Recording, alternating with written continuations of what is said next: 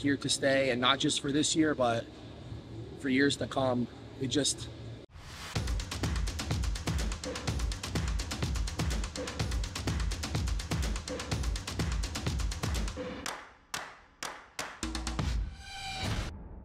What's up guys and welcome. You are watching Fazi Fitness. So let's start this video with Miss Olympia champion, Derek Lunsford. So you heard it, what the champ's intentions are. His mindset is not only winning Miss Olympia 2024 and become 2 times champion, but staying on top for years and years. He wants to hold on to that title for as long as he can. So Derek looks really confident at 13 weeks out of the shoe. And the thing is, he should be. We have watched him crush this offseason to absolute perfection. He has made some significant size improvements, and that too everywhere. His legs in particular look absolutely massive. And doing whatever I have to do to keep this title. And the way Derek has been able to execute those heavy lifts, that is just insane. Now it is only a matter of holding on to all that density, all that size that he has put on. So a little accident also happened in that latest YouTube video, where Derek dislocated his finger. Now it's worth mentioning that instead of rushing to the hospital right away and getting it fixed, the man was more worried about completing his leg workout. That is how dedicated Derek is this time. As the great Ronnie Coleman once said, once you win that Miss Olympia title, you will do everything in your power to hold on to that for as long as you can. It looks dislocated, yeah. It's dislocated. It hurts, man. It's like burning. I would like to figure out how to put it back so I can keep training without injuring it worse. So he is looking very lean for 13 weeks out of the shoe. In fact, he has stayed extremely lean throughout this offseason, throughout this year. So if the judges liked his physique that much even last year, that they gave him the title over Hadi Choopan, despite having some weaknesses, like not having enough density in his chest, in his arms, or not having enough detail in his abdominal area, what if he comes back with a lot of improvements? The man is gonna become literally unbeatable. Now we all know his back is already lights out, plus some of his front shots, like the front relaxed and the front double biceps. The man has got some powerful shots right there, so he has every right to feel this confident. So between Hadi and Derek, I believe it is gonna be exactly the same as last year. Derek will be better from the back, while Hadi will be stronger from the front, especially the chest and the abs area. So this, I believe, is gonna be one hell of a year. The OG of men's physique, Sadik is back, and he's back with a bang. He's now 1 day out of Chicago Pro, and based on his most recent update, some people got confused that he might be doing classic, but he's back to that division where he originally placed top 2 in the world for 2 years in a row, and that is men's physique. Now anyone thinking or saying that Sadik should do classic physique, I do agree that he looks exceptionally good. His legs are really impressive, but still I believe those people aren't seeing right. He competed in the classic physique division for 2 years, and that was back in 2016 and 2017. And even back then, when the caliber of physiques in classic physique weren't as good as they are now, because the physique has evolved so much. So even back then, he declined a lot in just 1 year. Because the competition just got better and better, and there is a mutual agreement that the quality of physiques right now in 2023 or 2024, that is way better than 2017 in classic. And Sadik himself admitted that he won't be able to compete against the top guys in classic today. So this for sure is a supersized version of him. And that just goes to show us how big the guys have become, even in men's physique. You take a look at some of the physiques who won Miss Olympia in the men's physique like a decade ago. They won't even be able to get pro cards in today's time. Just look at the physique of Sadik from 2014 or 2015 and put it right next to this one, this new version of him.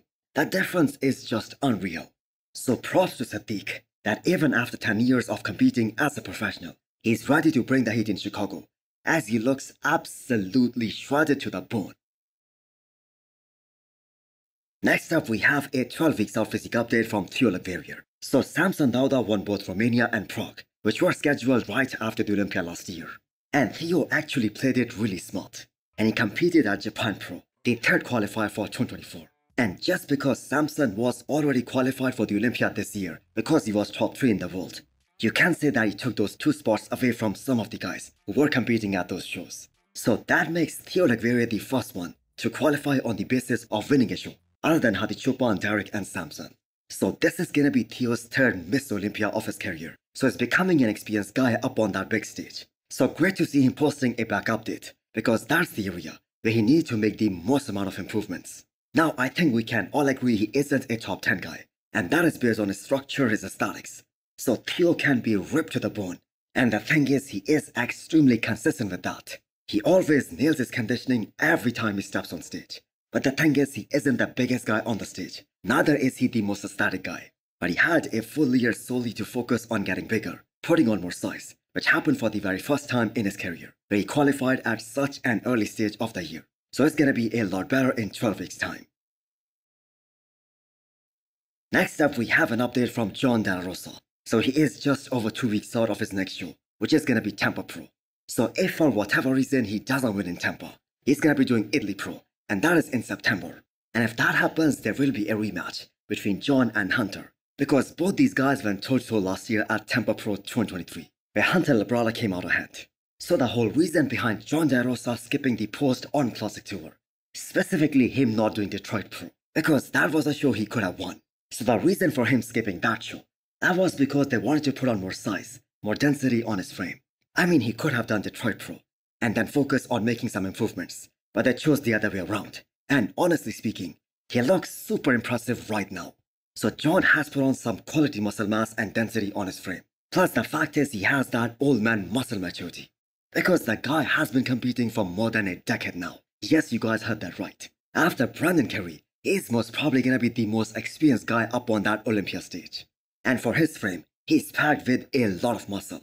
So Jon really came into his zone, but he started working with Patrick Tour, because he has been able to bring that next level of conditioning every single time after he started working with Patrick. So the Orange Classic was definitely a game changer for him, where Jon was able to place top 4. Now, if he's able to replicate that same look with the added size, I think he should be able to win Tampa Pro hands down.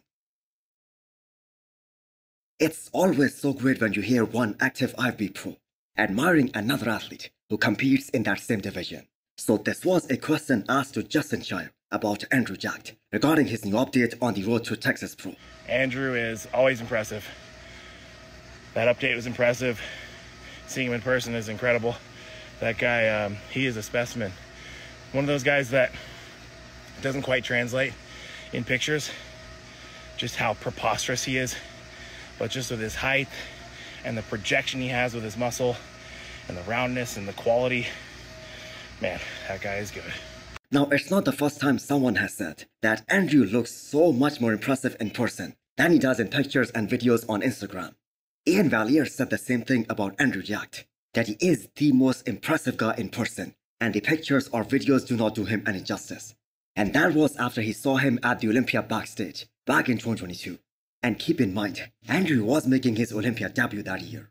And that, I believe, was the last Miss Olympia of Ian Valier. So Quentin Beastwood also said some great things about Andrew Jack when he competed against him at Texas Pro back in 2022. So Andrew Jack is definitely a special athlete. That height, with that structure, with that size, with that insane flow, that is truly invincible. And when he's able to close that gap between him and Nick Walker and all these other guys, especially fill the gaps in his physique, like more density in his side shots, like more thickness in his back, he's definitely gonna be untouchable. So Nick Walker is another one of those guys who said that if Andrew is able to put it all together, if he's able to put on more thickness, he's gonna be trouble for everyone. He's gonna beat everyone. So will this be the year when Andrew shocks the entire bodybuilding world? Well, we're gonna have to wait and see him on the stage before we can pass any judgments. Now, as a fan, let's just hope that he makes the announcement that he's doing Dubai Pro, because it will be so great to see him compete more this year. So hit the thumbs up button if you liked the video, and smash the subscribe button if you wanna come back for more. Thanks for watching.